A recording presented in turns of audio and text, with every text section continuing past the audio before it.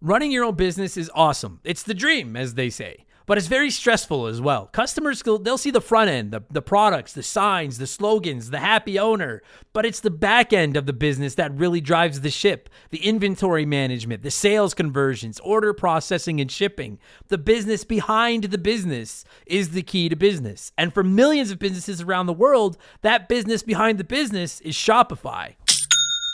Nobody does selling better than Shopify. They're home of the #1 checkout on the planet, which is why so many businesses work with them. And Shopify brings the heat with their secret weapon, Shop Pay, which boosts sales conversions by up to 50%. And that means way fewer carts are being abandoned to checkout and way more sales are going.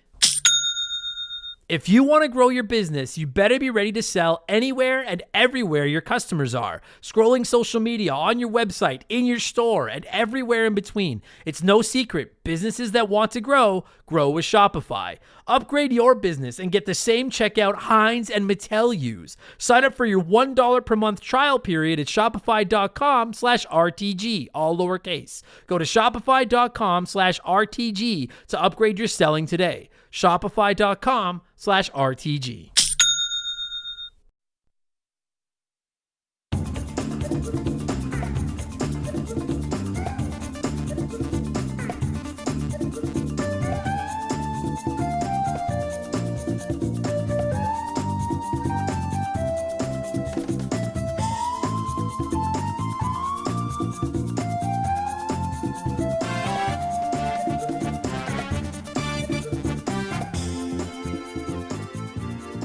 What's up, everybody? Welcome back to Remember the Game. It is my retro gaming podcast, where every week a buddy of mine and I sit down and we geek out about the games we played back in the day. My name is Adam Blank. Thank you so much for listening to the show. And this week it is episode 323, and hell is frozen over, literally, because it's cold as shit here in Edmonton.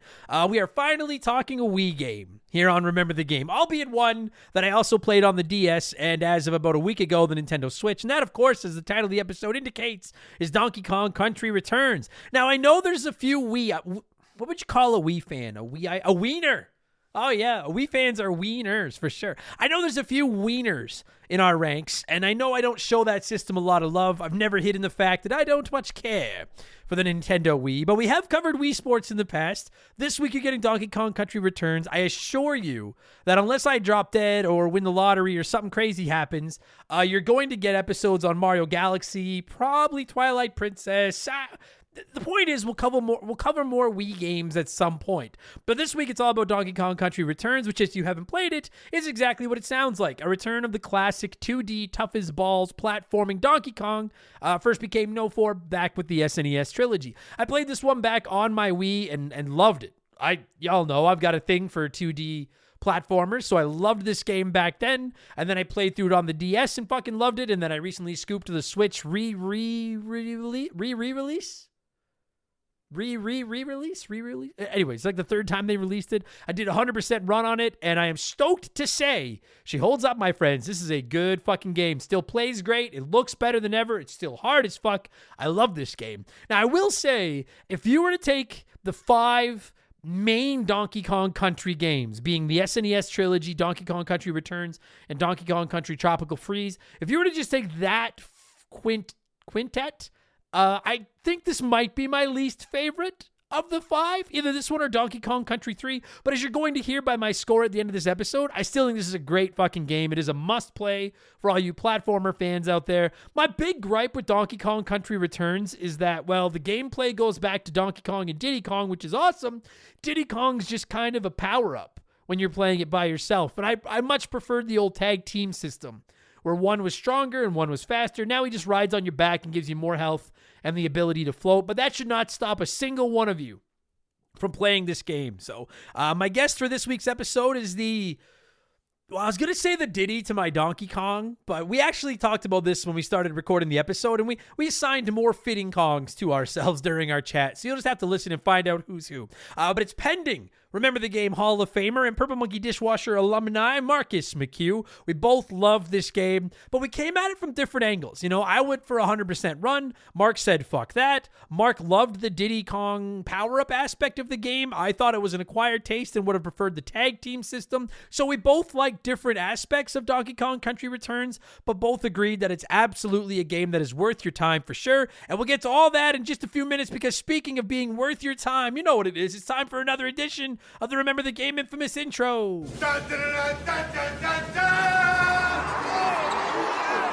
I guess some would argue the infamous intro is not worth your time based on some of the reviews that our podcast gets, but I digress. If you're new to Remember the Game, welcome aboard. Thank you for listening, and listen, consider this your warning.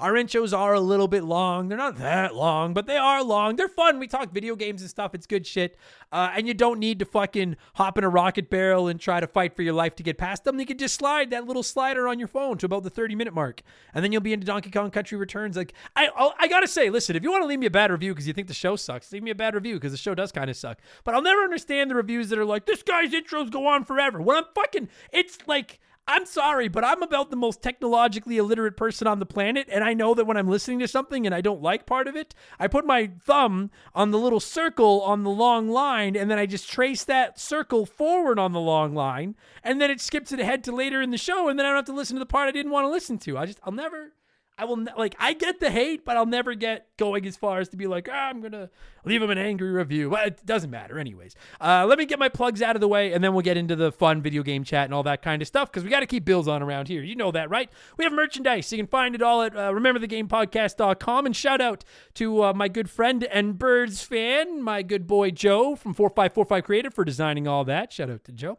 And of course, if you don't want to buy any clothes, I get it. Maybe consider our Patreon. It's really the lifeblood of the Remember the Game bank account. We publish up to 4 ad-free extra podcasts every single week. You can listen to them for as little as $3 a month. You can also write into the show. You can vote on the games we cover. You get to join our 1,000+ member Discord, which is huge. And you get instant access to all those previous bonus podcasts the second you sign up as well. And most importantly, you get a shout out and get to hear me mispronounce your name. Like I might nail all these. We'll see. But a shout out to our newest Patreons, Chudlud, Tioze, Sam Litzo, Jizz Rocket, I have one of those, Michael Kitchen, Hey It's That Dog, David Ortiz, Sam Pedigo, that's probably the one I ruined, Michael Korneski, Coffee Steve, Hostess Snacks, and Young Liam. Thank you all so much for the support, and welcome to Remember the Game Industries, patreon.com/Remember the Game. And if you want to see what all the hype is about, you can go over there right now. There's a bunch of freebies over there. You don't have to pay to check them out. It's awesome. That's enough blowing myself. Let's blow some of you. That's why you're here, right? Let's blow in some cartridges. It is our opening segment on the show. I read a few comments and questions from our Patreons, usually gaming related, but not always. And we call this segment Blowing in the Cartridge. He blows all right. He blows big time. That's it, honey. Get into the spirit. Let's blow. Our first blower this week is Jesse G, who said, I recently went to the archives and listened to your must-own games for every system episode of Expansion Pass. At that time, you said the PlayStation 5 and Xbox Series everythings were too new. With their current library, what would you say is the must-own game for Xbox, and why is the PS5's must-own game Astrobot? Well, the PS5's must-own game is, in fact, Astrobot, because that was the winner of the Molly for the 2024 Game of the Year, which is about the most prestigious award any video game could ever win in the history of the universe. So even if you know how much of a must-own Astrobot is? Even if you don't own a PS5, you should go out and buy yourself a copy of Astrobot. It's just that good. Everyone should own that. So I do think that, I genuinely do believe that Astrobot is the must-own game for the PS5. The must-own game for the Xbox is, I guess it's gotta be like, and I'm not trying to say it as like, because I like this game, but like, we actually just reviewed it last week. It's probably Indiana Jones and the Great Circle. I really think, difference being that's going to PlayStation soon, but I think every Xbox game is going to PlayStation soon. So I would say, yeah, I would probably go with Indiana Jones and the Great Circle on Xbox right now, and Astrobot on the PS5. I'd hear an argument for God of War Ragnarok on the PS5 as well, but I'm gonna jump on the Astrobot train with you, Jesse, and I'm gonna side with Astrobot. Oroku Saki's Gardener, and yeah, if you are a Patreon, Or if you're thinking about it, my spoiler-free Indiana Jones and the Great Circle review is available right now. We dropped it last week over on the old Patreon box. Oroku Saki's Gardener said, "Hi, Mr. Blank. A bit of business question that I'm positive has been answered before. What constitutes a download in podcast terms? Let's say I listen to an episode on the Remember the Game feed on Spotify. If I listen to the same episode on Spotify months later, would that be a new download even though it's the same episode on the same service? I would assume so because the ads change, but I'm still not sure." I'm honestly not. I get asked this a lot. So I want to just start this answer off by saying thank you to everyone that has asked me that. It's really nice that people are like, hey, I just want to make sure you get some more downloads. What can I do to maximize? What can we do to not waste our summer vacation? Every time I say, what can we do? Science slumber party. I'm sorry, goofy movie references. I can't help myself. A lot of people ask me like, hey, what can we do to help your download numbers? Does it matter where we listen, where we download, everything like that? To the best of my knowledge, it doesn't matter if you listen on like Apple, Spotify, whatever, on YouTube where they are now. Anywhere you want, one stream. You don't even have to download the episode. One stream or one download puts one download in my pocket. And I don't know the exact number, but for approximately every 1,000 downloads I get, I think I make about $20. I don't know. Don't quote me on that. So if that's the case, let's just go with that. So for every download I get, $20 divided by 1,000 downloads means that for every download I get, no, I don't make 2 cents, do I? But it doesn't matter. It doesn't matter. Point is, I don't think it matters. The only time I don't think I get credit for additional downloads, if you listen to the same episode more than once, is if you download an episode when it first comes out, and then like 6 months later, you just go back and re-listen to the episode that you already have downloaded on your phone. I don't think I get another one, but don't sweat that. Honestly, it's so flattering that all of you offer that, and so many of you have reached out and asked what you could do. Just listening is good enough. If you want to really help, share the word. Tell somebody about the show, or maybe look at our Patreon. But just the downloads, it doesn't matter where you're listening. That you're listening is good enough for me, and by association, good enough for my sponsors. Diddly Schlong said, "Do you remember a specific time when you realized that games are getting a lot softer than they used to be? I remember playing LA Noire via Gamefly in 2011, and after I lost a certain sequence 3 times, it asked me if I wanted to skip it altogether. It felt patronizing, and I remember getting upset at the game industry for even making that an option. I fucking hate that too. Dude, Donkey Kong Country Returns will do that. If you die too many times, and you will, then that stupid fucking Hampton pig will sit there and wave you down with a flag and be like, hey, do you need some help? And I'm like, get the fuck out of here." That's a good question, Diddly Schlong. The one answer to that jumps out to my mind is when I kind of came back to gaming. I've said it many times, but if you're new to the show, the TLDR version is I kind of stopped gaming in the early 2000s. I was in my bar hopping phase and I wasn't playing as much. And then when the Xbox 360 and the PS3 generation was in full swing, I came back to the hobby. And the first game I played when I came back was Gears of War. And I love Gears of War. But I do remember just thinking the checkpoints were like incredibly forgiving.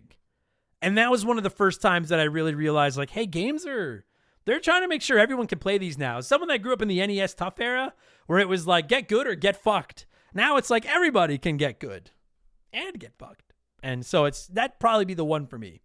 Austin Wright said, Adam, we all know a lot of this... Adam, we all know that a lot of series hit the high note with the second game in the series. Is there a series, in your opinion, that peaked with the first game and only got worse or less enjoyable as the series progressed? As a longtime Sony shill, my vote would be Killzone. What is a game where the first one was good and then everyone after that got progressively worse? I will say, Jak and Daxter. Jak 2 and Jak 3 are fine. They're fine, but I hate that Jak and Daxter went from like happy-go-lucky collectathon platforming to fucking GTA wannabe. So that's my answer, Jak and Daxter. Also, and I'm going to say this with the biggest asterisk I can put on it, I'm going to say BioShock, but I haven't played BioShock 2 or BioShock Infinite since I played them for the very first time, which is years ago. So I remember liking all 3, but I don't remember liking either of them as much as the first one. But I promise all of you, before you get your angry emails all wound up, I am going to replay 2 and BioShock or an Infinite at some point for this show. And then I'll maybe walk that back. But Jak and Daxter, no question. Mr. Snurub said, hey, Blankman, I was just wondering if you've seen the new trailer for the upcoming Jurassic World film. Personally, I can't wait. Also, can I get a shout out for my new baby boy Theodore, or as we call him, Teddy, who is now 2 weeks old? Thanks, man. Hope you have a great week. I have to say, I'm not dunking on you, Snurub. I don't mind doing the shout outs at all because I'm proud of all of you having kids and carrying on this species of ours and everything. But I am going to say that, like, I sure hope no one is taking unfair advantage of my generous offer of shout-outs when you're having children and stuff. But shout out to Teddy. I actually have not seen the trailer yet, but I've only ever I saw the first Jurassic Park trilogy, and then I saw the first Jurassic World where they're like training the raptors. That's like Chris Pratt, and he's got like pet raptors. I haven't seen any of the other ones yet. So I thought I would skip the trailer with intentions of catching up on the franchise and then watching the trailer and catching up. So I have not seen it. But I am excited. I don't know why I never watched the other. I like Jurassic Park a lot. I don't know why I didn't watch the other Jurassic World movies. I'm a fool, I guess. Is there a trilogy of them? There probably is. Anyways, Bone Storm 1000 said, hey, Adam, first time writer, long time listener. Hope you're well, and I love your fucking podcast. Thank you, Bone Storm.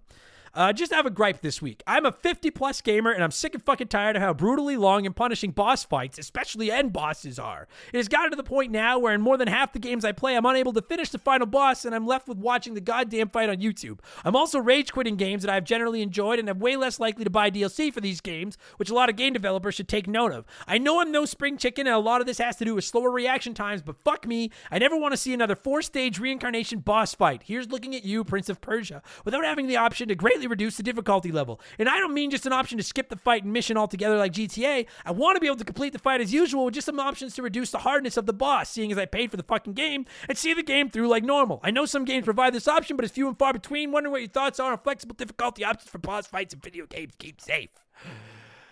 That was a long one, but well written. I notoriously hate boss fights as well. I think 75% of boss fights are horrible. I hate like bullet sponge boss fights. I hate boss fights that just go on forever. I hate boss fights where I need to like solve some kind of puzzle to figure out how the fuck to take them down, and they're probably going to kill me once or twice till I get there. I certainly hate it when I beat a boss and then it fucking comes back and kicks my ass a second time.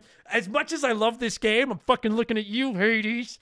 My first run where I thought I beat the game, and then it was like, fuck you, you did. And I should have known because I fought 3,000 boss fights in my day. I know about the multiple phases of them, but nevertheless, I think that's a great fucking idea. There should be a second difficulty slider just for boss fights. I've never thought of that before. I can't think of a game where that's a thing. Keep in mind, I don't play Souls games and stuff, so I don't know if that's in there.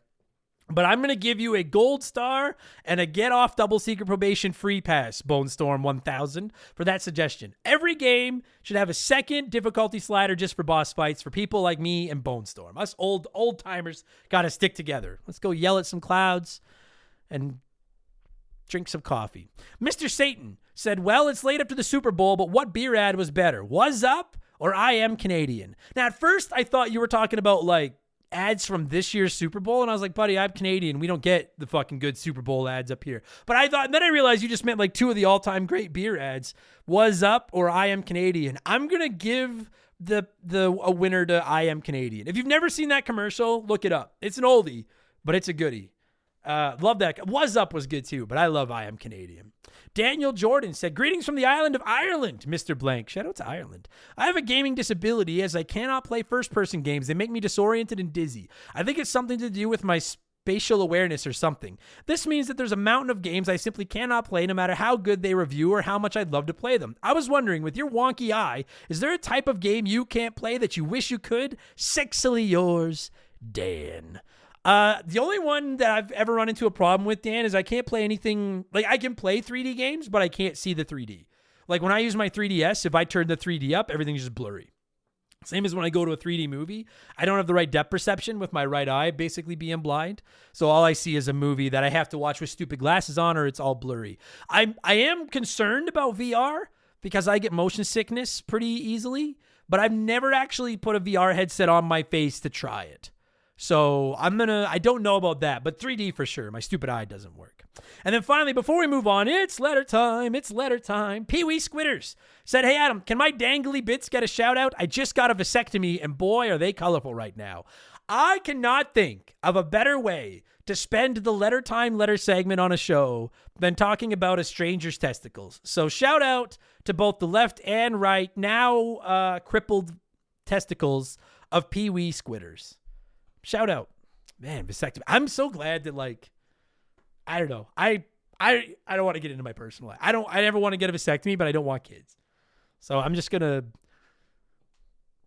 Anyways, thank you for all the submissions, everybody, as always. We need to keep this ball rolling. So let's switch things up and get to our Smash Hit segment, the official game show of Remember the Game Industries. Play one, remake one, erase one.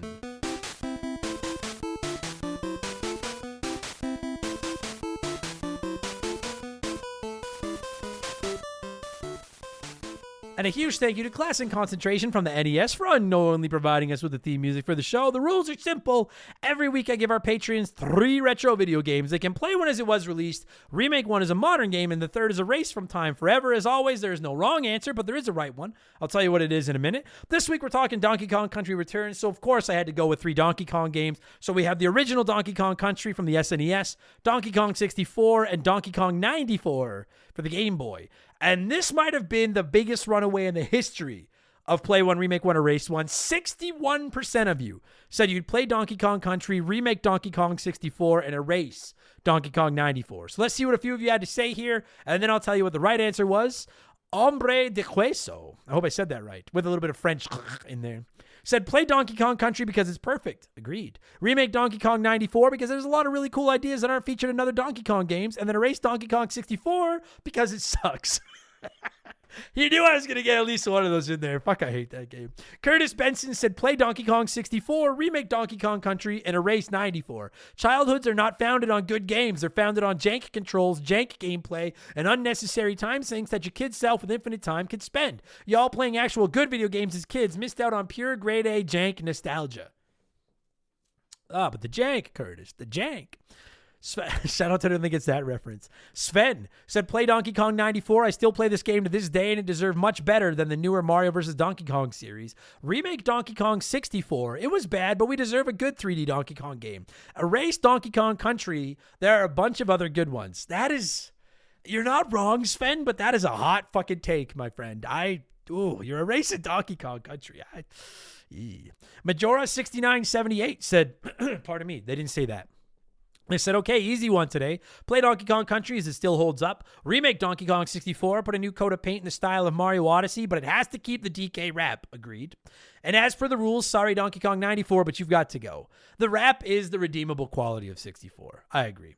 And Jamie Rostand said, play Donkey Kong Country because that game is perfect. Remake Donkey Kong 94 because that game is awesome. Just make it look like a Super Nintendo game and I'm happy. And despite my love for Donkey Kong 64 growing up, I say we erase it. It's basically Banjo-Kazooie with too many characters and mini games. Hopefully with it gone, Nintendo won't be afraid to make a new 3D Donkey Kong game in the future. Most likely the distant future. Hot take, but even though, listen, I know I'm pretty hard on Donkey Kong 64, but I'm not going to sit here and pretend I wouldn't buy a remake or a new 3D Donkey Kong day one. I'd pre-order it. I would. I would like a new 3D Donkey Kong as well.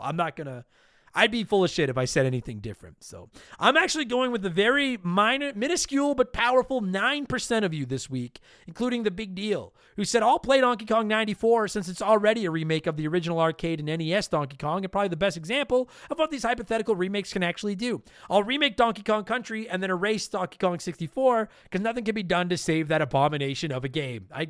I know I'm going to get hate letters from people that love Donkey Kong 64, but I'm just reading the comments. I'm going the same order. I'm going to play Donkey Kong 94 because it's the one in here that I haven't played, and I'm very intrigued. 94 was a good year. The Habs were the defending Stanley Cup champions for half of the year. The stupid Rangers came along. So I'm going to play Donkey Kong 94. And then I was torn because I was like, do I remake Donkey Kong 64 to make it something I'm interested in? And I almost did, but then I realized that makes me having to erase Donkey Kong Country, and I'll be motherfucked if that's not going to happen. So I'm going to remake Donkey Kong Country, not in modern graphics, though. I'm going to remake it in 8-bit graphics, a la Mario Brothers 3, but Donkey Kong Country. I think that'd be fucking dope. And then I'm going to erase Donkey Kong 64. If you're wondering why, go back and listen to Remember the Game number 305, all right? Thank you, everyone that wrote in to play along, as always. What have I been playing over the last, 2 weeks since I've been on the show? I've been playing Donkey Kong Country Returns, which you're about to hear about. I also finished Darkwing Duck, I played it in the Disney Saturday, whatever it's called, collection, but the original NES Darkwing Duck. So that's probably going to be next week's Remember the Game. That's going to be a gooder. I've been playing a little bit of World Series of Poker. I'm still kicking around the idea of doing a Remember the Game about it, but I can't decide. On my GameCube. I love that game. And then I'm trying to finish Stalker 2 Heart of Chernobyl before Avowed comes out. I'm also playing Wild Arms, the PS1 RPG, for an episode of the show, which I'm really liking. I'm very hit and miss with RPGs, but I am really, really enjoying Wild Arms. And then I'm playing XCOM 2, which I finally going to get to. We're going to review it on the show in the next month or so. It's so good. I can't wait for Avowed. I hope it's good. I really hope it's good. Anyways, that's what I've been playing. I need a drink of water. So I'm going to pause here. We're going to let a sponsor in to peddle their wares. And when we get back, it is all Donkey Kong Country Returns. All right? We will return right after this. We've had some great partners over the years here at Remember the Game, but I don't know if any of them have hit home for me quite like Hometown Hero does. No pun intended. Don't start. It's a transparent, honest cannabis company that helps people and gives back to those that have served their country at the same time. I mean, come on. As soon as I read about these guys, I knew I wanted to work with them. Hometown Hero is a cannabis company out of Austin, Texas, and they were founded back in 2015 by a U.S. veteran. They have two goals: create premium hemp products that can help everyone, and to support veterans by donating a portion of those profits to organizations set up to take care of those who have served.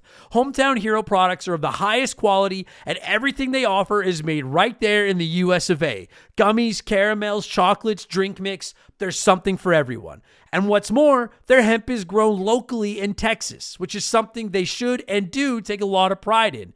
And they offer certificates of analysis for everything they sell because they want to be clear that their products are as advertised, both in terms of potency and ingredients. No contaminants, you get what you pay for.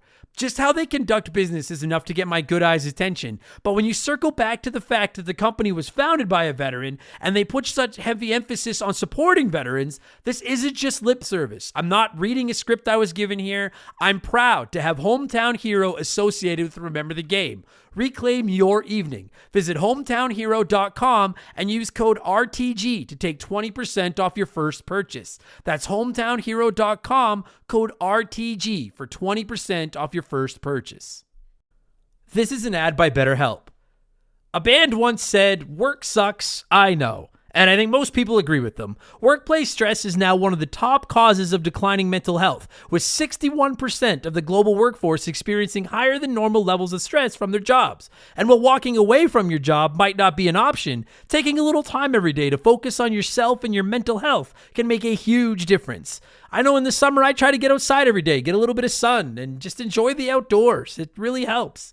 At least until my allergies attack, and then it's ugly. It's important to take steps to combat work stress, and therapy can be a huge one. It's not just for overcoming trauma. Therapy can help you define work goals, set some work boundaries, develop coping skills. It's like a cheat code for life. And if you're thinking, man, I'm too busy for therapy, well, look into BetterHelp. They make therapy as convenient as possible. You can meet with one of their over 30,000 therapists online and on your schedule, just like over 5 million people around the world already have done. As the largest online therapy provider in the world, BetterHelp can provide access to mental health professionals with a diverse variety of expertise. Unwind from work with BetterHelp. Our listeners get 10% off their first month at BetterHelp.com/RememberTheGame. That's BetterHelp, HELP.com/RememberTheGame. All right, let's talk some Donkey Kong Country Returns. As always, I like to let the hot dog sound off on the game we're covering before my guest and I hog the microphone. And we had a bunch of bananas, as it were, of comments about this game this week. So let's get into some of these. Duke Skywalker said great memories of this coming out during one of the many follow periods where the Wii didn't have much in the way of AAA first-party stuff that wasn't gimmicky. Having a stripped-back, super solid platformer that also rejuvenated the Donkey Kong series was so refreshing. It still holds up too, looks great, plays great, is great. Great comment. Well done. Quick Guns said, I loved this game on the Wii. Nintendo shut up and took my money for the Switch release as well. I still think it's a great game with good replay value if you want the puzzle pieces and speed runs. I'm glad Rambi is back, but a little sad that Squawks is something you have to buy that helps with puzzle piece, and no other animal helpers are there. The only other downside is having to blow and slam everywhere, as you never know where you might find things. Otherwise, it has everything you want in a Donkey Kong Country game. I never even thought to bring that up during our review, Guns, but I do agree. Minor, like not even a criticism because I like this game, but it is frustrating that you always have to either pound the ground or blow in the air to find the puzzle. If you're going for 100%, the constant doing that does get a little bit tedious. I agree with that. Brian Madden said, I never thought I'd enjoy a platformer as much as Mario, but this game rocked that notion when I fired it up a few years back on a trip with some friends. We passed the controller around yelling at the screen as lives drained away, but fuck is this game fun. Every success is hard-earned, and when completed as a team, because I can't muster the strength or will alone, this game can be thrilling to beat. It's a near-perfect game on the Wii. I like that you wrote it like that, Brian. It was a separate 3-word sentence. It's a near-perfect game, period. On the Wii, period. Well done. I like that. Minus said, I played the living heck out of Donkey Kong Country Returns. Watch your potty mouth, Minus. Growing up with my Wii, all I remember playing was this, Godzilla Unleashed, in some PvP Looney Tune game. After school, I'd rush to either play this or Little Big Planet 3 on my PS3. I'd delay homework tonight to playing this. I remember playing the first level multiple times because the music was absolutely baller and groovy, and every other song in this game. Doing the hand motion with the remote nunchuck to have Donkey Kong slam the ground was also fun. Had me feeling like Donkey Kong himself, all immersed as a child. Damn those minecart levels, though. This game holds a lot of value to me. I'm embarrassed that I also forgot to bring that up, because I played it on the Switch where I didn't have to do the shaking of the Wiimote to pound the ground, but that was a thing, a rare time where motion controls didn't bother me. Well done, Minus. And MKMT said there's been a lot of hate online with this game, mostly with people complaining about the price tag. How about if you don't like it, don't buy it, or buy it used, or wait for a sale, or buy for an old system. This is the only Donkey Kong Country game I never played, so I was looking forward to it immensely. I pre-ordered it, 100%ed it exactly 3 weeks after it released, and it was exactly what I was hoping it'd be, a great 2D platformer. Ignoring the fact that this was released 15 years ago, experiencing this for the first time on Switch is fantastic. True, I noticed some frame rate drops only in the late game, but the graphics are great. The soundtrack is a perfect mix of remakes and new music. Gameplay is free of awful motion controls. It really reminds me of the SNES Donkey Kong trilogy. What more does a person want in a 2D platformer? I get it. I'd be happier too if it was a $30 player's choice game, but I'm hopeful Nintendo sees chumps like me paying full price as motivation. There's demand for a new one of these. Agreed. Fuck yes. Give us a new Donkey Kong, Nintendo. I know you're listening to this, you bastards. Do it. Fucking do it. Well said, MKMT. Mark and I are ready to talk some Donkey Kong Country Returns. Hopefully you're ready to listen to it. Thank you so much, everybody. The music really is awesome in this game. I am going to cue some of it up right now. And when it stops, ye old Mark McCue and I are going to take another look at Donkey Kong Country Returns, which originally released in North America on the Wii back on November 21st of 2010. Fuck, we're old. Jesus. Enjoy the podcast, everybody. Let's go.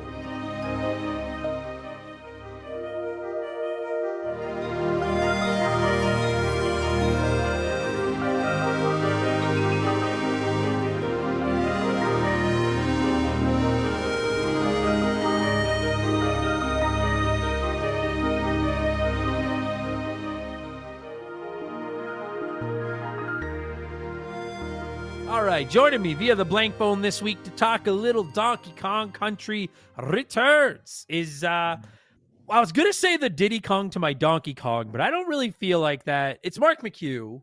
Mark, I feel like I'm Cranky Kong these days. What Kong best fits you? I'm Funky Kong. That's all right. No, if I'm being honest with myself, I'm Lanky Kong. Lanky Kong. Yeah. No, don't say that, because that means that you're in Donkey Kong 64. I fucking hate that game. So don't do that. Nobody likes Donkey Kong 64. Yeah, don't do that to yourself. I was thinking about it, and I was like, I full on relate to Cranky Kong. My beard is gray, and I think everyone is stupid. So I'm full on Cranky Kong. I gotta say, dude, I know we both just played the HD version of this on the Switch.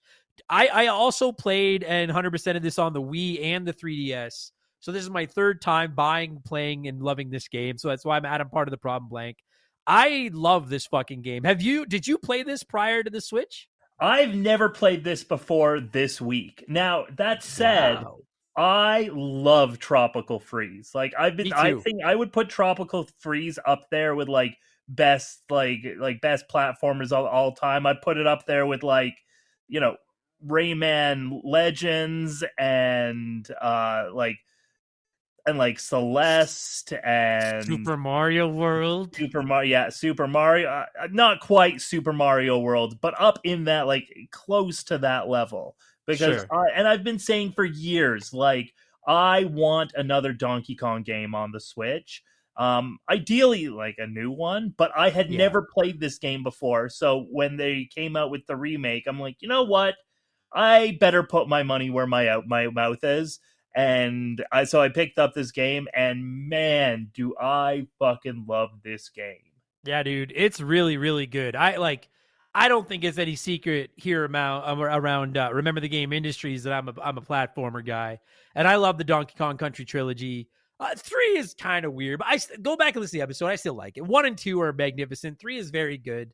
I've never played any of the like weird. Have you ever played like the Donkey Kong one on the GameCube? Do you have to play with the bongos and shit? Like I've never played any of those weird spin-offs. Yeah, it's not very good.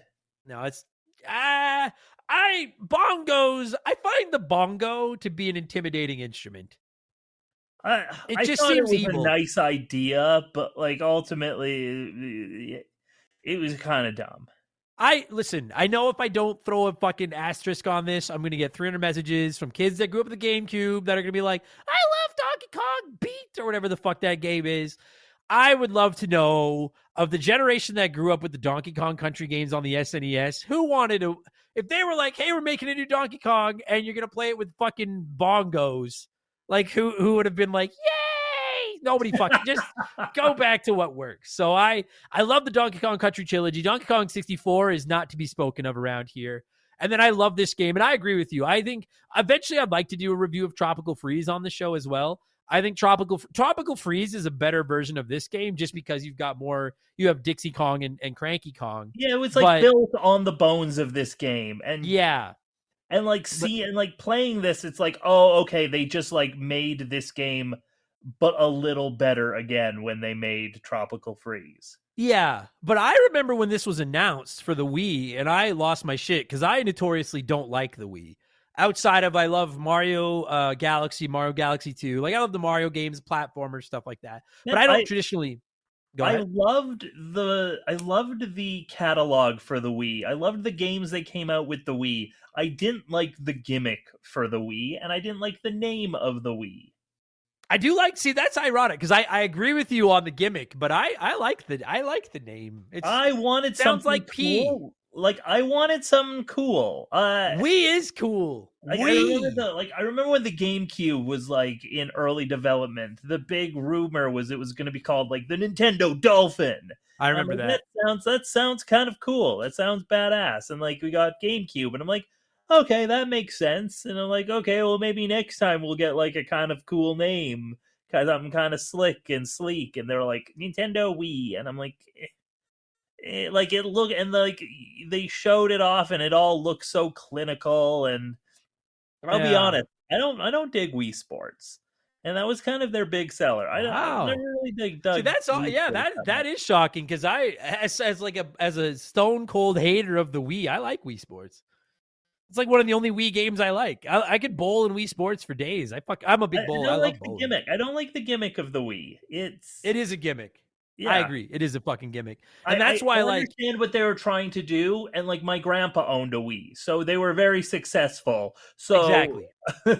I'm sure like Nintendo executives aren't listening to this being like, oh, why did we impress Mark McCue? They're like, we made so much fucking money. We don't care if you liked the gimmick or not. Because here's the thing. I still had a Wii. I still played one all the fucking time because the games that came out for it were top shelf. Of course. It's Nintendo. Listen, I don't pull any punches, okay? I'm a Nintendo fanboy. And they do a lot of stupid things. And I won't hesitate to they hate fun. They seemingly hate their fans. I get it. I get all the barbs that get thrown at Nintendo. But I think when it just comes down to it, I truly in my heart believe you are hard pressed to find a better game developer out there when they have their eyes on the ball than Nintendo. And let me just throw it out there because if I don't, people are gonna be like, "Oh, Nintendo didn't develop this game. Retro Studios did." I know, but I can't be convinced Nintendo didn't have a part of this. Like Nintendo 100% like had a hand in this. They didn't. They didn't just go like, "Oh, go develop a Donkey Kong game, and when you're done, it will be what it is." I guess no. This is fucking Shigeru Miyamoto. This was like his baby. This is a modern This is a modern Donkey, because I know that's because people be like, "Oh, Nintendo didn't make the Donkey Kong Country games. Rare did." I'm like, I fucking know. Okay, I fucking know. I'm choking on my own rage here. Fucking nerds are gonna call me out on fucking technicalities. The point is, I like platforming games, especially platform games on Nintendo, and I think the Donkey Kong Country trilogy on the SNES is among the best. I think you are hard pressed to find a better trilogy of platformers out there than the Donkey Kong Country trilogy. I'm gonna say something bold. Both of these games are better than all three of those. Like both Tropical Freeze and Donkey Kong Country Returns are better than that original trilogy. I respect the spiciness of that take. That's fuck. What did I fuck? When we did a spiciest gaming take years ago, and I can't remember what the soundbite I used for when it was like a lame take. I had the one where Flanders is like, "Oh, it's only 2 alarm, 2.5 top." Are you going to jail, Daddy? We'll see, son. We'll see. But yours is at least a 4. I respect that because I will disagree. I still think Donkey Kong Country 2 is the best Donkey Kong game. Great game. And the reason, great game. Don't get me wrong. Sure, they're all good. I think this is a better game. But that'll now that we're 8 minutes in, we'll segue into talking Donkey Kong Country Returns. I love this game. Like I 100%ed it. I fucking love this game. The one thing about these, I was so excited when I had my Wii and they announced this because I love Donkey Kong Country and I was like, give me another 2D Donkey Kong platformer. And this does have a lot of that Donkey Kong DNA and it's great and everything like that. The one big difference between the SNES ones and this that I really genuinely prefer on the SNES is I would prefer it if Donkey and Diddy were 2 different playable characters with skill sets and you could swap. This one is the one where they did what Tropical Freeze did as well, where when you unlock Diddy, he just rides on Donkey Kong's back and uses his jetpack to give you a little bit of a float and you get more hits. But you don't get him as a second playable character that tags along behind the first one like you could in the SNES trilogy. And while I think the levels and stuff in Donkey Kong Country Returns are better, I personally prefer that 2-monkey tag team that you could swap in and out and play to their individual skills. And see, I guess I really didn't do and I didn't play this as a multiplayer. I just kind of played it by myself. Me too. Yeah, I don't have any friends. Yeah. I didn't really miss that. I kind of liked this better, where instead of being a second character, Diddy was more of a power up. See, fascinating because I know we're not reviewing Tropical Freeze, but it's so hard to not talk about the 2 of these games with each other because they're attached to the hip. In Tropical Freeze, I don't hate the mechanic of the sidekick on your back because Diddy Kong has his jetpack. Dixie Kong, what could Dixie Kong do? Dixie Kong had the best power in that she would helicopter. So right, she's your star. Yeah. Yeah. So not only could you glide with her, she gives you a boost up. Whereas, right. And then Diddy Kong you only glided at a slower downwards trajectory. Right. And then with Cranky Kong, you could jump on he had a pogo stick. The DuckTales pogo. Yeah, exactly. And so when I had 3 of them to rotate in and out, now it felt a little bit more like the SNES Donkey Kongs, where each character, when you play Donkey Kong Country, Donkey Kong's a little bit bigger and slower, but he can take out enemies Diddy Kong can't. Diddy Kong is the star of Donkey Kong Country because he's faster and he can jump higher and stuff like that. And in Donkey Kong Country Returns Donkey Kong Country Tropical Freeze, I kind of felt like that because there was a little bit of variety in each one. Whereas in this one, you're right, Diddy Kong is essentially just a power-up, and that's all well and good. It's just as I'm such a big fan of Diddy Kong, and I prefer playing as Diddy Kong when the option presents itself. I would have preferred to be able to run around the game as Diddy Kong. I'm not saying this game is bad. I fucking love this game. But that is easily the biggest difference from the Super Nintendo ones to this, is that instead of the 2-monkey system, Diddy Kong is just it's for lack of a better comparison, it's like Mario with a mushroom versus Mario without a mushroom. And I feel like they do Diddy Kong a little bit dirty. I feel like he could do more than that. Okay. I see where you're coming from. It doesn't really but to me, it's not it doesn't really affect the game that much. It doesn't. Even I don't remember really playing much at even in the original Donkey Kong, I don't remember playing as Diddy much.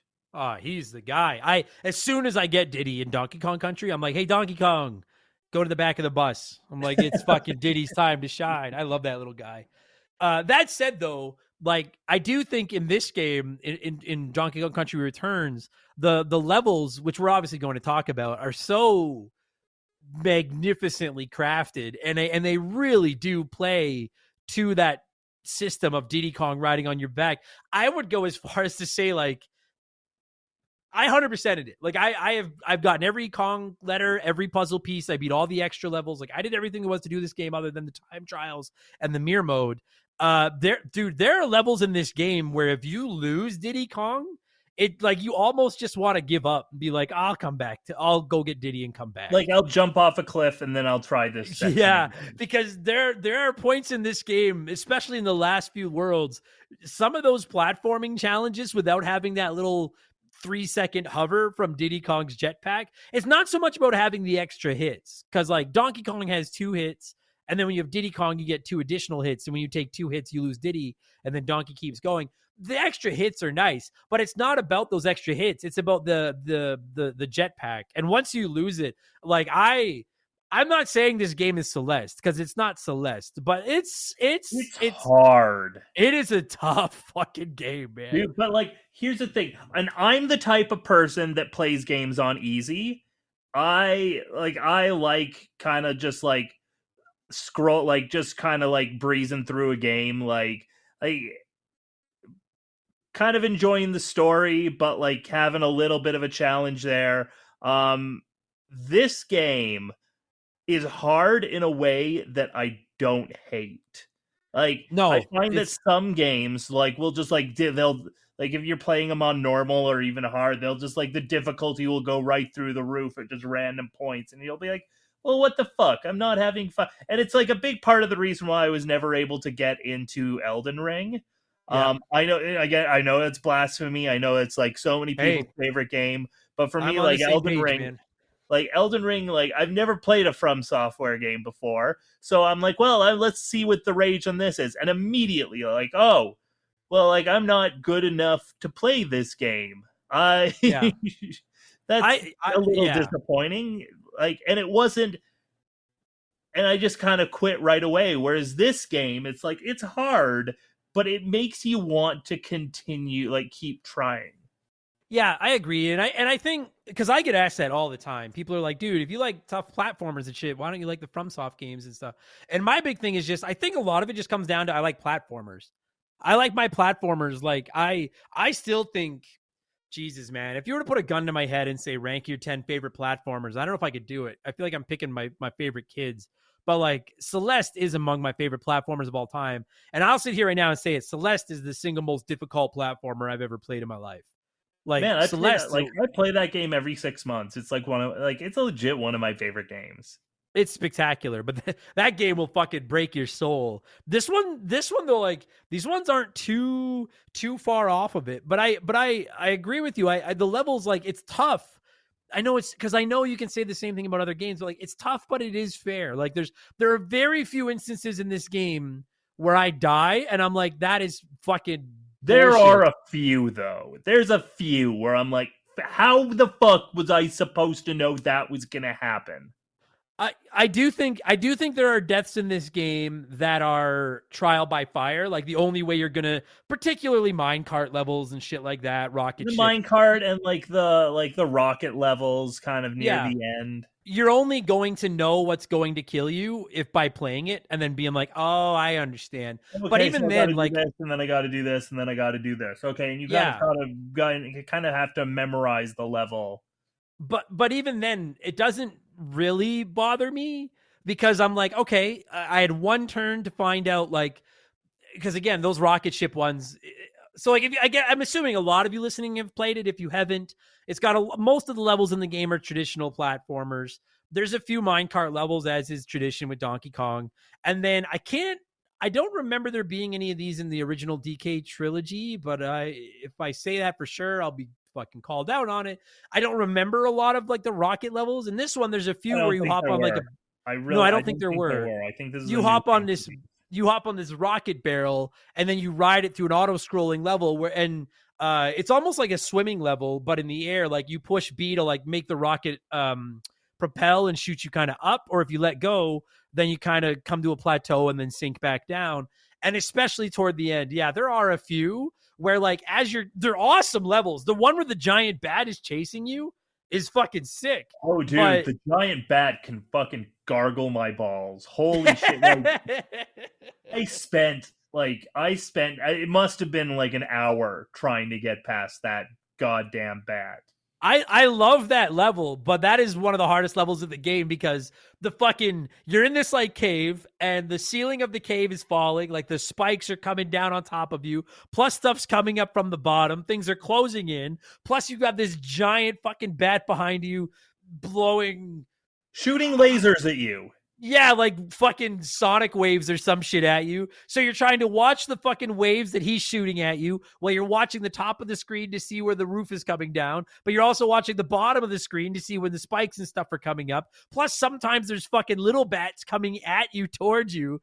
And that's one of the ones where I'm like, I do think it's tough but fair. But that's with the footnote of like, you are going to have to play this level a few times and memorize a couple of these things. Like, and as long as you can accept that, then so be it. What's that? Well, you're not getting it on your first go. No, you are not. And then if you try, dude, and then the other levels in this game that'll fuck you up are because I know, no shade thrown, but like you didn't 100% it, did you? Like you didn't go through and get every Kong letter. Oh God, like no. That. Did you play any of the temples at the end of the levels when you like in each world? If you get all the Kong letters in every level, then it opens up like an additional temple level. I didn't get that because like life is too short to get all of the Kong. Yeah, I get it. Those temple levels are the toughest levels in the game. And there are a couple of them where like, oh fuck, this game gives you so many lives. Like you always have lives. There's no worries about running out. But there were a couple of instances. Close a few times, but the thing is like you could always just trade your coins for more lives. Yeah, that's what I mean. Like, yeah, because like in every world you come across Cranky Kong's store. And you can buy like one life, 3 lives, or 5 lives, or 7 lives, or something like that. And while you play through the game, you collect these banana coins, and it's an endless supply of these banana coins. You're never running out of these coins. No. So you can always just buy more lives. But I'll tell you, buddy, near the end of the game, there were a couple of those fucking temples where I would go in with 80 or 90 lives, and I'm like, I got this shit. And I would get out of there with like 30. And I was like, holy, Shaylee could hear me. There was like, I'm not going to lie. That was me with the bat shooting laser level. I went in with like 90 some odd lives and came out with like 27 or something. That shit took me a while. Not to drop an obtuse Simpsons reference that, well, I am going to, so I guess it is to drop an obtuse Simpsons reference that non-Simpsons fans won't understand, but it's like the one where I don't remember what episode it was, but they take the shortcut while they're driving and they come out of there and they're like, now let us never speak of the shortcut again. And they all look like they've just been through hell. That was me after a couple of those temple levels. Shaylee could hear me down in the basement. Listen, I miss Molly. All right. I've never hit, I miss Molly on the hour. I miss my dog, but it is for the first time in almost a decade and a half, I can let the fucking swearing go and not worry about fucking scaring your dog. Yeah, not giving my dog, like traumatizing my dog. And Shaylee like could hear me in the basement sometimes playing a couple of these fucking temple levels. And I come up and she's like, are you okay? And I'm like, I'm fucking fine. Just playing video games. Leave me alone. I'm fucking working. Yeah, like those fucking, there's no, because the other thing, dude, is like in some of these temples, there is no Diddy Kong barrel. Like it's like, hey, are you good at jumping? And I'm like, I think so. And they're like, well, we fucking hope so. Because you're not getting any help. Fuck. I'm just going to put my cards on the table. Like, I am not good enough at Donkey Kong to have gotten those temple levels. Oh, like I tried, I tried to get the letters when I could, but if I missed one, I'm not going back. Right, and fair enough. I did, but I'm a masochist like that. I enjoy it.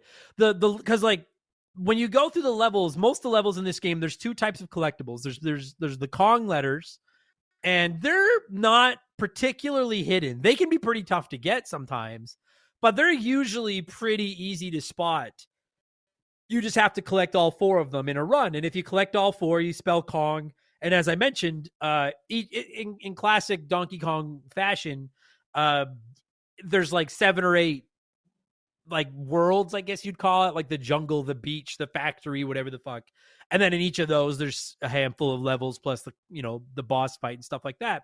If you get all the Kong letters in a particular world, then it opens up the temple level. And if you beat all the temples, then you open up the 9th world of the game, which you would think would be like, oh my God, that's got to be excruciating. I actually didn't find the 9th world. I don't think it's as hard as some of the levels in this. Like, I think that level where you're trying to get away from that giant bat is tougher than the levels in the 9th world.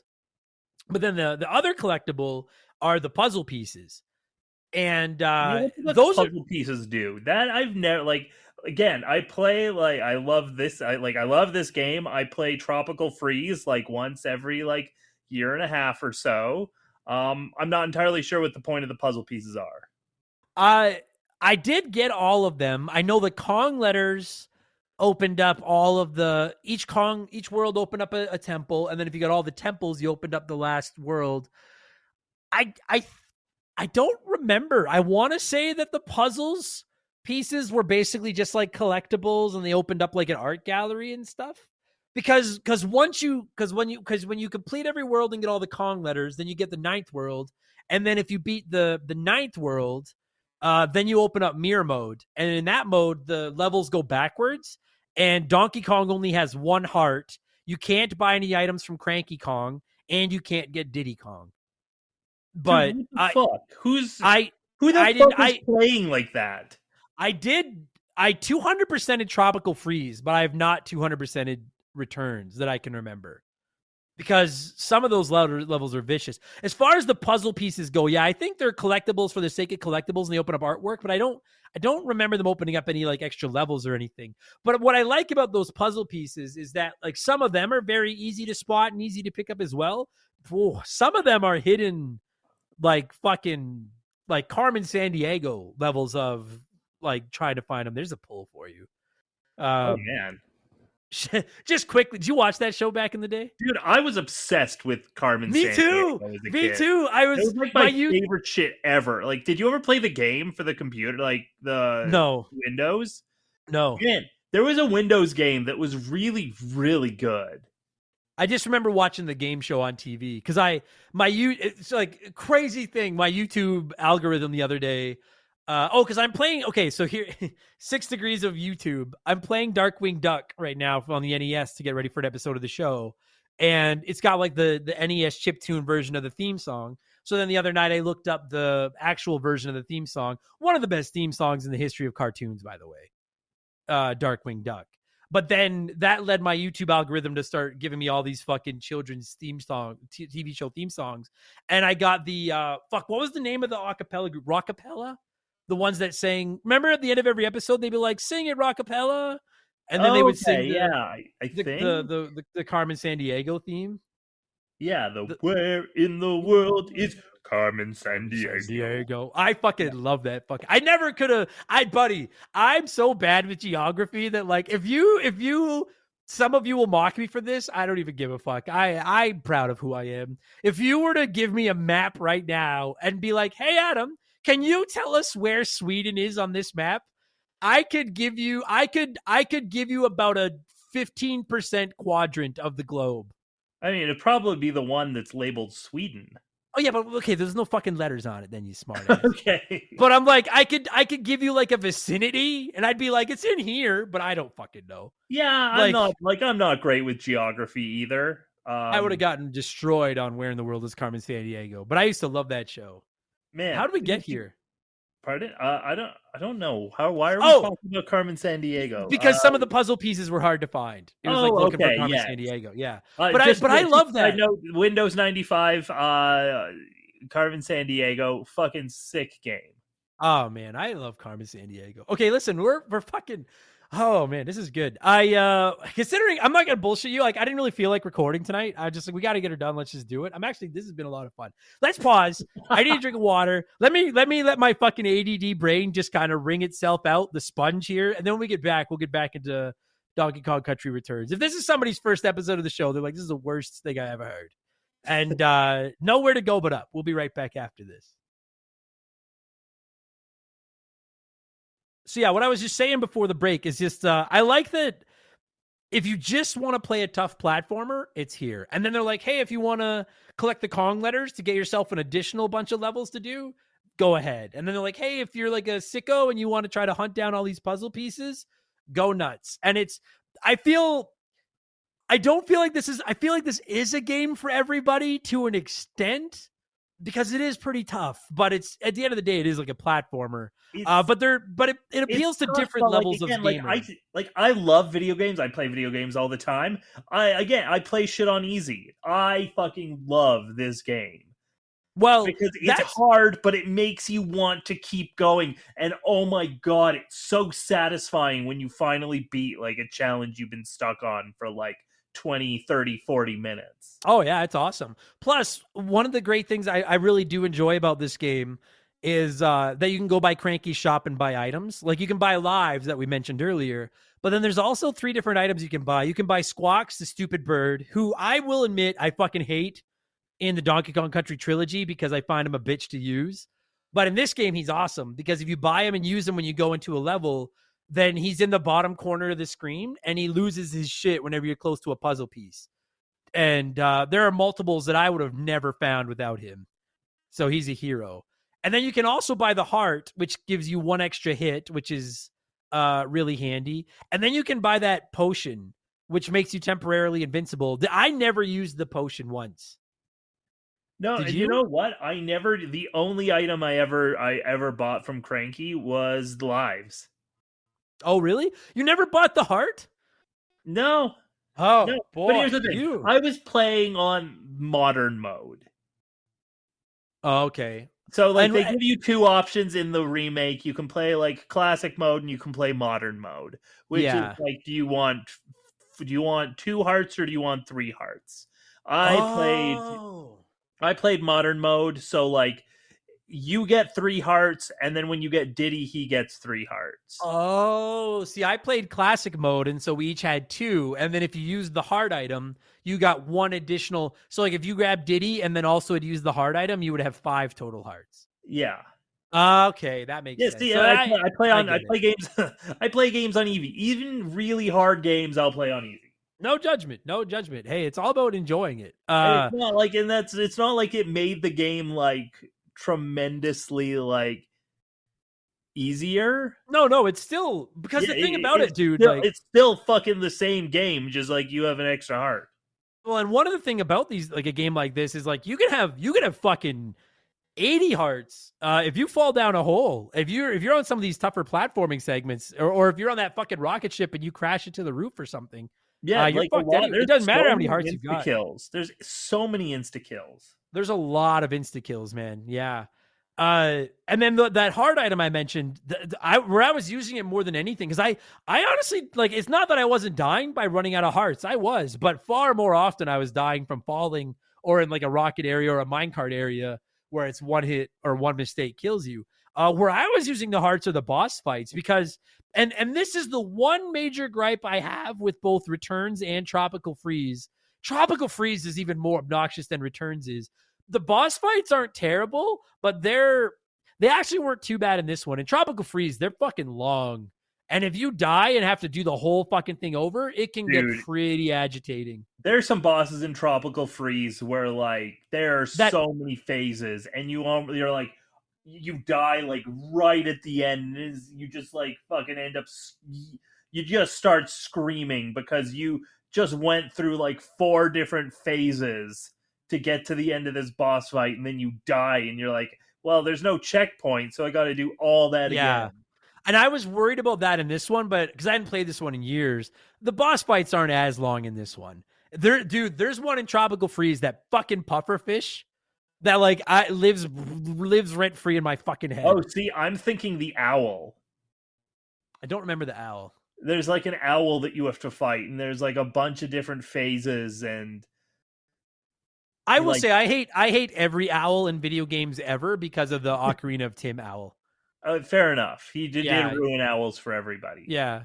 Would you like to hear it again? You selected yes, which means no, which was wrong. The correct answer was yes, or whatever the fuck. And then he tells you the fucking story again. I hate that fucking owl. But the boss fights in this one aren't too bad.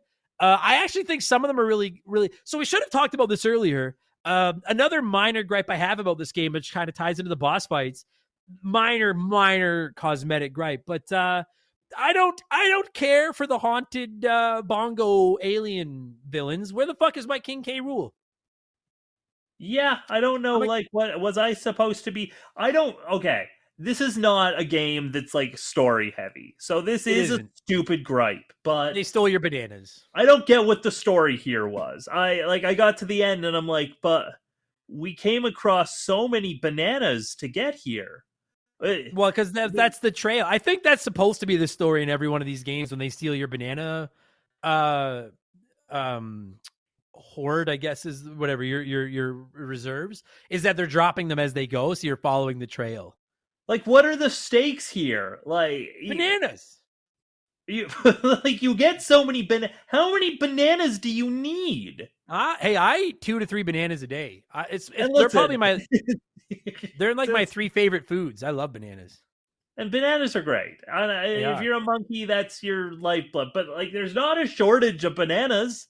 Like, no, there's not. Can I just say I saw thousands of bananas on the way to your fucking horde of bananas. My gripe is less with the idea that Donkey Kong wants his bananas back, because like, I don't mean to be. Hey, quit saying bananas in there. I don't mean to be discriminatory or rude to monkeys and apes out there, but you're not because you are smarter than most animals, but you're really not. You're not the sharpest tool in the shed. So it's like this guy, like, what else does he have going for him? He lives in a fucking tree. Like the fucking Candy Kong is nowhere to be found. So I'm assuming she left him. His dad hates him and thinks he's a disappointment. All he's got is his bananas. And so when they were stolen from him, he's like, that's my life's work. I want my fucking bananas back. I thought it was funny. Like, the one thing where like these bongo things are going around hypnotizing all the animals, and then like they come across Donkey Kong and they try to hypnotize him, but he's like too dumb to hypnotize. Yeah. Yeah. Like, it's The Simpsons where they're looking for brains and they won't eat Homer. Yeah. The zombies, and they walk away.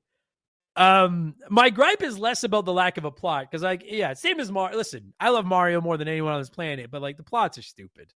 Like, I get that, but it's just, where the fuck is King K. Rool? Mario, there was like the story did kind of make sense. Like, Bowser kidnaps Princess, that's bad. You go and get him, that's good. Yeah, but like, Donkey Kong's princess is bananas. Sure, but like, imagine if on the way to finding the princess, Mario found found bits of the princess along the road. Enough that he could put together the princess. Fucking Luigi's like, Mario, look, it's a finger. And he picks it up and he smells it and he's like, that's Princess Peach's finger. Son of a bitch. Fair enough. Yeah, he finds enough spare parts that he just builds himself. He can just build another princess. Yeah. No, but like, I don't have a problem with that. I'm like, I'll be honest with you, dude. Like, when it's a platforming game, I don't need if you have a good story, awesome, but I don't need one. I'm like, I just want to run from left to right and jump. That's fine. Like, it's a minor gripe. It's such a minor gripe. This is not, they don't get, like, they clearly were like, we don't get the story. Who gives a fuck? You're a monkey and you're looking for bananas. Who cares? Yeah, but I will say this is bigger than a minor gripe. Where the fuck is King K. Rool? And at first I thought, like, oh, maybe Rare owns him because Rare made the original trilogy and now Rare's owned it by Microsoft. But like, if that's the case, then Rare probably owned, like, then they wouldn't have had Diddy Kong. So I don't know. I know it's a stupid thing to be upset about, but I'm like, it's just like, it fucking drives me crazy that in modern Mario games we don't get the Koopalings, we get Bowser Jr. or like in Mario. Listen, Mario Odyssey is fucking great, but those stupid fucking Alice in Wonderland rabbits suck ass.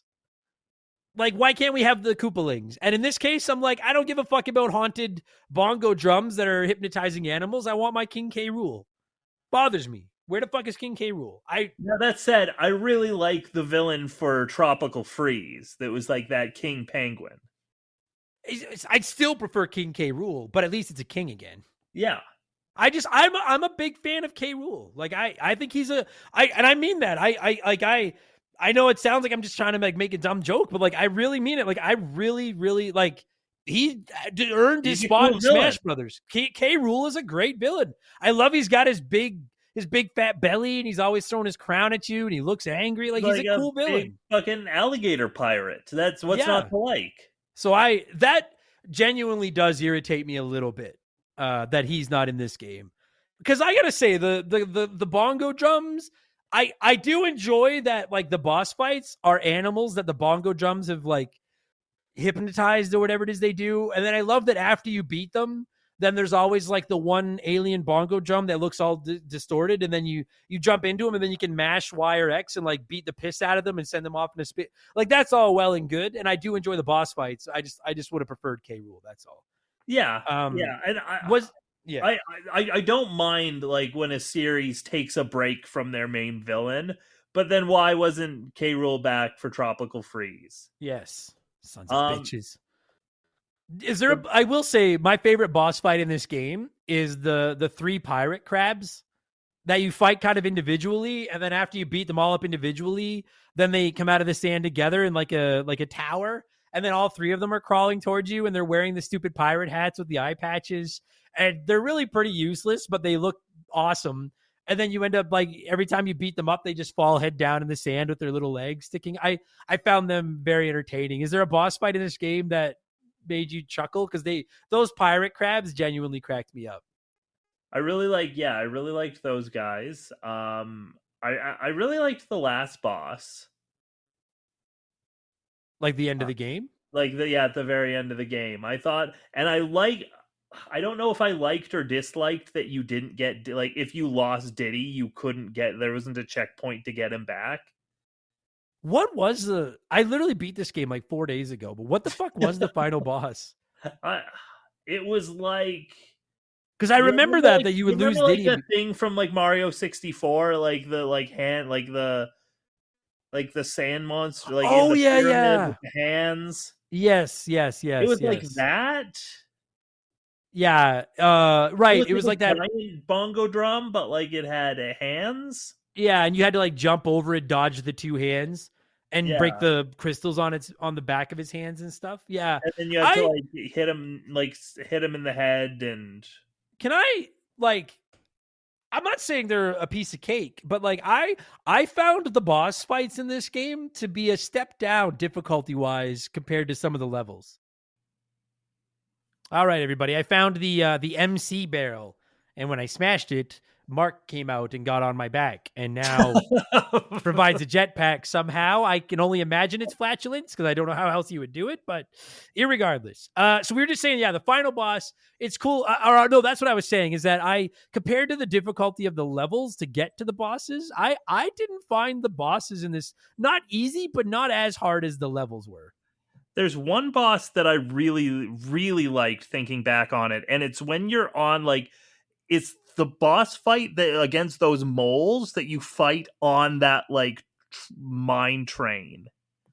Oh yeah. I thought that was really cool. Yeah, and that is a good segue into one of the other things I wanted to talk about. Like, I think most of the levels in this game are good. There are some really creative levels, and I know some people out there hate minecart levels in Donkey Kong. Like, I don't. I tweeted the other day, I actually would love to see I would love an entire Donkey Kong game of just minecart levels. Man. And I know that sounds sadistic, but I love those levels. Man, and like, quick side note, have you seen any of the shit like that's coming out of like Super Mario World in like Florida? No. Oh, of like the Donkey Kong park? They have a whole Donkey Kong park there. and Yeah. there's there's a roller coaster where you're on like a mine cart that's like jumping between rails. Yeah, I haven't seen any of it yet, but I do know of it, and it sounds fucking awesome. It looks so fucking cool. I love. Are you a fan of the minecart? Like, I love. Something about the I challenge of love them. the minecart levels. I think they're so fun. Like they're tough, but they're so fun. They're so tense. Like I fucking adore. I like, and then obviously there's the rocket barrel ones in this game, which I don't dislike, but I don't think they hold a candle to the minecart levels. I fucking love the minecart levels. I really liked the like rocket levels and like how they experimented with the like they kind of took the minecart concept and they made it something new, and they played like with different levels. Like there was like the rocket levels where you were going like left to right, but then there's also the vertical rocket levels. Yeah. There's a great one right near the end. I think it's how you get up to like the final boss, where you're basically just shooting yourself up the mountain, and you're clearly like guiding the barrel straight up, and you need to like get through areas before they collapse on you and stuff, which I think is really rad. I normally don't like auto scrolling levels in platformers as much, but in Donkey Kong, between the barrels and the mine carts, I fucking love them in these games. Also, I just thought of this. There's no swimming levels in this game. Yeah, they don't have. That was the big thing that they added for Tropical Freeze. They added a bunch of swimming levels. I'm not complaining because I traditionally hate swimming levels, although they're not terrible in Donkey Kong. In Donkey Kong, I like swimming levels. They're okay. I still can live without, like, I didn't miss them. I did not miss them in this game because they just fucking. I'm playing a fucking platformer, okay? You don't platform underwater. It doesn't fucking work. I don't do it. But I don't hate them in this game.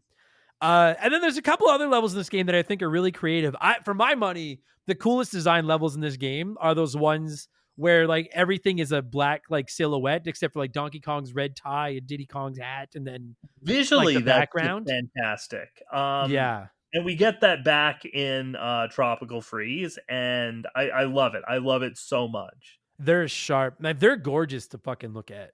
Like I really get a kick out of those levels. And then I like that there's like some remixes of classic music, particularly when you're in the factory world in this game. My favorite track from Donkey Kong Country, the OG, is the factory music. And you hear like kind of a remixed version of it in this, which I think is really fucking awesome too. I like that. Also, there's certain parts where you have to deal with barrels, but it didn't feel like there was nearly as much reliant. Like, it feels like in the original Super Nintendo trilogy, there's entire levels built around shooting yourself from one barrel to another. And I don't feel like there was nearly as much of that in this one. There was a little bit, but it wasn't like there were a few levels that were built around that. But again, it wasn't as much. Yeah. The coolest barrels in this one are the ones that like shoot you into the background and then shoot you back up to the foreground and stuff. I thought that was fucking awesome. I really. No, refresh my memory. Did we get shit like that in like the original SNES trilogy? I don't think so. I don't think it could handle it. You'd like disappear behind water and stuff, but no, it wasn't shooting you into the background and stuff like that. It was awesome. So one of my favorite parts in this game were when you could see like a bunch of platforms in the background and know at some point you need to find a way back there. And in some levels you had to go back there, and then in some levels it was just finding a way to could get back there. Because there were collectibles and shit back there. So I thought those were all fucking really cool. I also love the mechanic of grabbing the vines or the grass on like the root on the ceiling, or where you could like scale walls that were covered in grass. I like the platforming areas. There's a couple of awesome levels where you're jumping from like giant swinging platform to giant swinging platform, but you're not trying to just land on the platforms. You're holding onto the grass on the side and then trying to grab the grass on the side of the next one and stuff. I love those like kind of fast paced platforming sections like that. I thought those were all awesome levels as well. And no animal sidekicks in this one. Well, other than the rhino. Do you get the rhino? Yeah, you get him a few times in this one, but he's not all that necessary. He's mostly there to just help you get like collectibles and stuff. So I don't remember because I remember getting the Rhino in Tropical Freeze. I don't remember getting him in this one, but like there's a couple. There's one great level in this one where you get him, and then I don't know if you can do it without him or not. I did it with him, but the level is like collapsing behind you, and you need to haul ass and get out of there. And you're on the Rhino, and you're like bouncing off enemies and jumping and shit, like because oh, he's a okay, complete tank. yeah. Yeah. Like But other than that, again, I played this game like 4 days ago. I feel like I should have remembered that. But well, we're getting old. It's we're Well, losing our like you mind. play so many games, like eventually they all just kind of start melting together. Yeah, they do. Like, and there's a lot of stuff from this game where I'm like, oh, was that Tropical Freeze or was that Donkey Kong Returns? That's Yeah. But it's missing a lot. Like it doesn't have fucking like the spiders in here, the ostrich is in here, the swordfish because obviously there's no swimming levels is in here. The frog isn't here. I miss the spider, dude. The spider from Donkey Kong Country 2 with the cool sneakers that like spits web that you can jump on is fucking the best animal in any of these games. He's fucking awesome.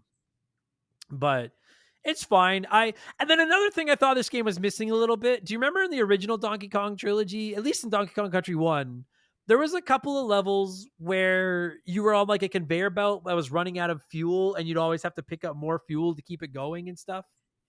Do you remember those oh levels? yeah, And there yeah. wasn't, I didn't feel like there was a lot of that. There was one level in here where you had to get from switch to switch.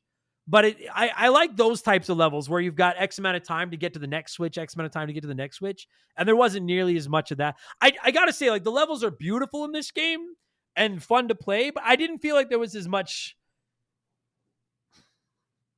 I didn't feel like there was quite as much creativity in this one. Oh, and I thought these were I don't know if I necessarily agree. I thought that these were like tremendously creative creative levels. But like And go ahead. somebody pointed out, and I don't remember, like as I was reading a review for this, and one of the reviews that I read pointed out that every platform kind of exists organically within the scenario.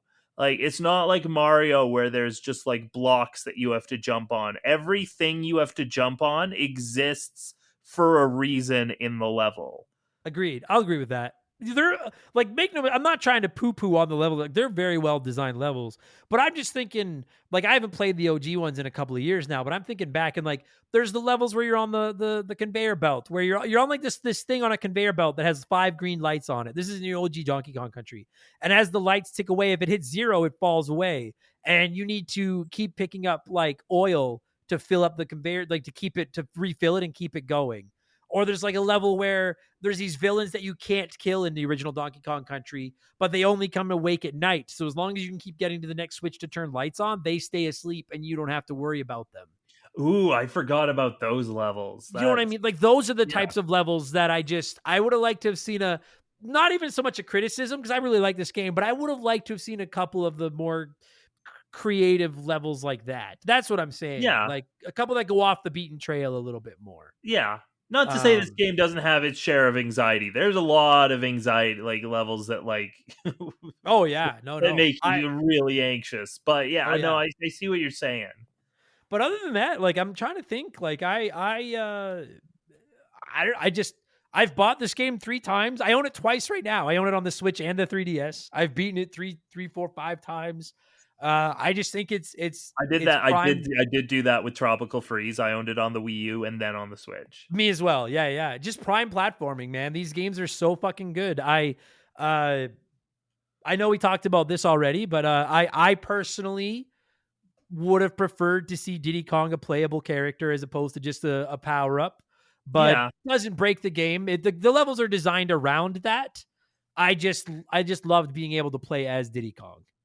That's it. I'm just have a hard on for that kid. So, but other than that, no, I love it. Great fucking game. I wish King K. Rool was here, but great fucking game. Is there anything we missed that you want to touch on before we slap a score on this thing? I don't think there is. I really liked the game. Story didn't do much for me, but it was a platformer. It's not supposed to be story driven. Like I would say near perfect platformer. Yeah. I agree with that. I wanted to just say, because I know people are going to write in, I was just reading about it. I've never played this 2-player, but I guess if you play it 2-player, the second player can control Diddy Kong. Okay, well then in that case, So Diddy Kong is playable, but he should still be playable in single player. I know that otherwise people will be melting down that we didn't mention that for the whole. Here, this is fucked up. Tell me if this is fucked up. Moving forward, I'm almost tempted to pick one game mechanic and spend the entire episode talking about how it's missing, and then right at the end of the episode, be like, "Oh yeah, by the way, it was there." I just let people that know it's there melt down the entire episode, and then at the very end, be like, "Oh yeah, by the way." man, like, I did like Galaxy 2, but like Yoshi not being there really ruined it for me. I mean, yeah, when he's on the fucking cover, that would ruin people's fucking minds. That's good shit. I promise. By the way, because for some reason, I don't know where it's come from, but I've had an influx of like, when are you doing Mario Galaxy? It's coming. All right. I love it. Like, everyone knows that's going to be a review where I'm like, I don't know if I should give it a perfect 10 or not. I fucking love that game. I don't know. I'll give it to it eventually. It's a great game. We'll get there. We got to score this fucking thing. What do we score this out of? I was gonna say I don't want to do it out of like we've each bought it 3 times. That's lame.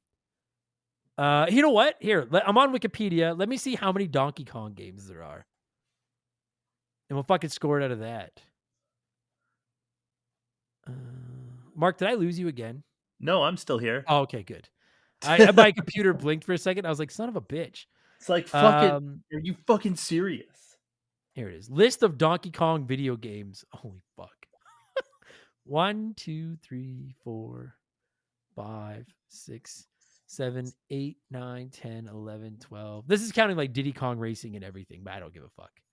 6, 7, 8, 9, 10, 11, 12, 13, 14, 15, 16, 17, 18, 19, 20, 1, 2, 3, 4, 5, 6, 7, 8, 9, 31, 32, 33, 34, 35, 36, 37, 38. 38. That's what's listed on Wikipedia. That's what we're going with. Also, apparently there's a donkey. Well, it's counting like ones out of just Japan, arcade games, fucking weird spin-off games. There's a Donkey Kong hockey. What? Yeah, it's on the Wikipedia page here. What? Where did it go? I just saw it. Donkey Kong hockey. Oh, it was released on Game & Watch in 1984. Oh, okay. I mean, that counts. That is a game. Oh, yeah, it fucking counts. Fuck yeah, it does. Okay, so what did I say? 38? 38, yeah. All right, so then the floor is yours. Lanky Kong. You know what? I'm going to give it 35 out of 38. All right. Only thing it's really losing points on is the story. Wow. All right. I know. I mean, the story sucks. I won't disagree with that. I mean, like, I actually think I'm going to go 35 as well, which would be like a 9 out of 10. It's losing a point because it's not Super Mario World. More importantly, it's losing a point because I want K. Rool, and it's losing a point because I want to be able to switch between Donkey and Diddy. But okay, it's a great platformer. I see the comments on the daily of people like, fuck Nintendo, they're just always re-releasing their old games at full price, those cheap fucks, and nothing ever goes on sale, and they fucking hate us, and fuck Nintendo. I get You're it, right? But you are right. Everything I just said is right. Everything I just said is accurate. I don't feel like I was ripped off paying full price for this game, though. No, if you've never played this game and you like platformers, this is beyond worth your money. It's worth the price, and that's who they're marketing this towards. And I had never played it before, so it was worth the money for me. Yeah, or if you just played it on the Wii and loved it, and you're like, man, I haven't played that in forever, and I don't have a Wii anymore. First off, good for you, because fuck the Wii. Second of all, pick it up again. This game it's great fucking. It's such a good platform. This might be the last game I get for the Switch. It's kind of weird to think about. I was thinking that as well, because I'm like, I'm not gonna get. I think there's what's coming out? Is it Xenoblade Chronicles? I know there's a big RPG coming out soon, and I'm not gonna be getting that. Like, if I have the option to get something on my PS5 or my Switch, I'll pretty much always get it on my PS5. Yeah, I usually do too. Like, I want to play something big and beautiful on my TV versus it being portable. I do still want to get Luigi's Mansion 2. I never played it on the DS, so I do want to get that on my Switch. That's worth getting for the Switch for sure. Yeah. I have it. It's Luigi's Mansion 2. It's still good. And then I was just writing Game Patch today, and Nintendo announced that reaffirmed that Metroid Prime 4 will be a Switch game, not a Switch 2 game. It's gonna be a Switch 2 game as well, though. I think it'll be the next Breath of the Wild, where it's on like the old system and the new system. Yeah. And if that's the case, I'm gonna get it on the new one. Yeah, like Luigi's Mansion 2, I'm gonna get. But as far as like a modern release, yeah, this might be the last release on the Switch that I buy is Donkey Kong. Man, I have to just say, because I know that like within the next 6 months the Switch will be over for at least a lot of us. We'll be onto the Switch too. Pour one out for the Switch. What a system. What a run. What a champion system. Like probably the best library a game system has ever had. I said it a few months ago. I genuinely think it's surpassed the SNES as my favorite Nintendo system. And that I don't say lightly, because I have a Nintendo, or I have a Super Nintendo tramp stamp. Like I fucking love that system. It's over it says now you're playing with power, and it's right over my ass. I was drunk. But I love the Super Nintendo, but the Switch has just been a great little system. It's too good. It's too good of a system. So on that note, Nintendo, please don't fuck up the Switch 2. Like, you're talking a good game. Please don't fuck this up. Please don't do something stupid. Please. I feel like Grandpa Simpson talking to Homer. Like, please don't do anything stupid. But like, please don't. Mark, thanks for taking time out of your Thursday evening to talk an ape and his little friend chasing bananas that have been kidnapped by an alien bongo. Yeah, of course. See, what are you talking about? It doesn't have a story. There's your fucking story right there. It's perfect.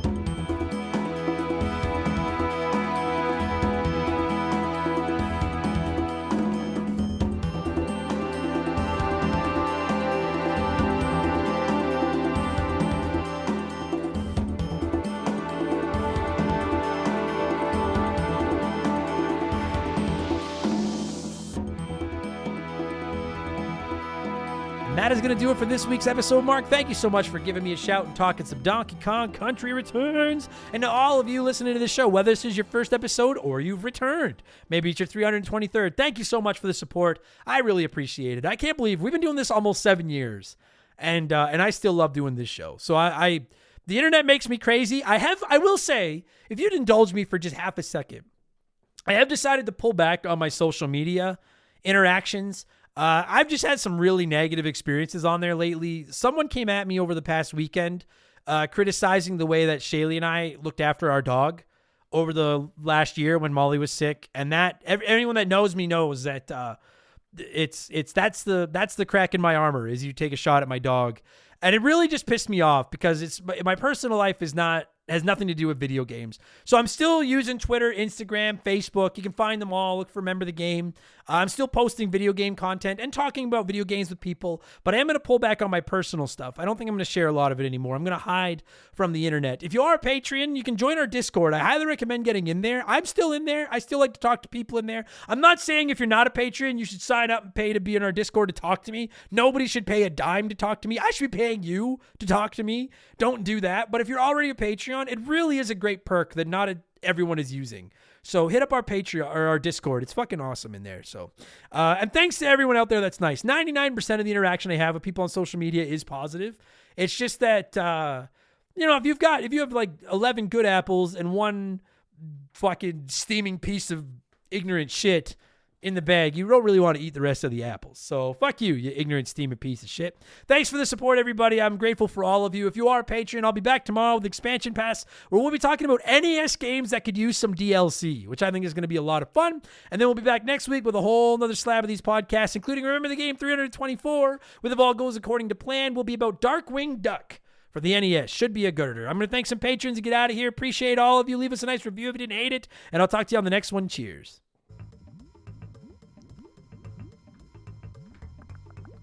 Remember the Game is brought to you by our Patreons. I could not puke up all the content I churn out every week without all of your support. You know the rigmarole. The following people are senior executive vice presidents or higher on the old Patreon box, and as such, I am contractually obligated to thank you all as quickly as possible. So in alphabetical order, based on the email addresses you signed up to the show with, a huge thank you to Remember the Game Hall of Famer, Slick Motherfucking Rick, Tyler, Doogie Bowser MD, AB Killin, Just a Fish, Adam Martinet, a dude named Adam, Akiris Network, A-Town, Infinity Rage, Alex R, Itchy Nutsuru, Andy Hudson, Tornado, Dave Thompson, Toby OP, Dude Where's My Game, Pee Wee Squitters, Andrew Wright, Benjamin Atkins, Zamatos, Brandon DeZeba, Eldest Millennial, Legendberry, Hagel Waffle, Dan of Dissect That Film, Nerdy Hybrid, Nordak, Blobby Rogers, B Money, Matt Babineau, General Fury, High Plains Drifter, Elijah Burns, Roger Starbox Pool Cleaner, Bula, Hitchy Poo, Cody Thompson, Monkel.